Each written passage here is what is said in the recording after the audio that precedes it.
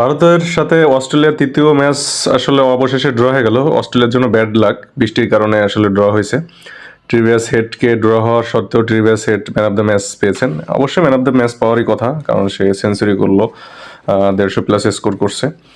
Australia second ইনিংসে run করছিল 89 run করছিল 7 উইকেটে। তারপরে মোটামুটি তারা ইনিংসটা ছেড়ে দেয়, ইনিংস ছেড়ে দিয়ে ইন্ডিয়াকে ব্যাট করতে দেয়। কিন্তু পঞ্চম দিনে এসে দেখা যায় ইন্ডিয়া ব্যাট করে দেখা যায় 8 রান করে, 2 ওভার 1 বল পর্যন্ত খেলা হয়। পরে বৃষ্টির কারণে আর ম্যাচটা হয় না, সেখানে জয়সাল এবং রাহুল অপরাজিত থাকেন।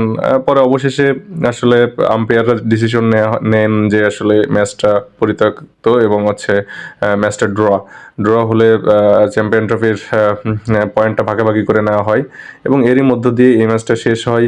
এবং অস্ট্রেলিয়ার জন্য আসলে ব্যাড লাক, অস্ট্রেলিয়া অনেক ভালো একটা পজিশনে ছিল। দেখা যাক সামনের ম্যাচগুলো কি হয়।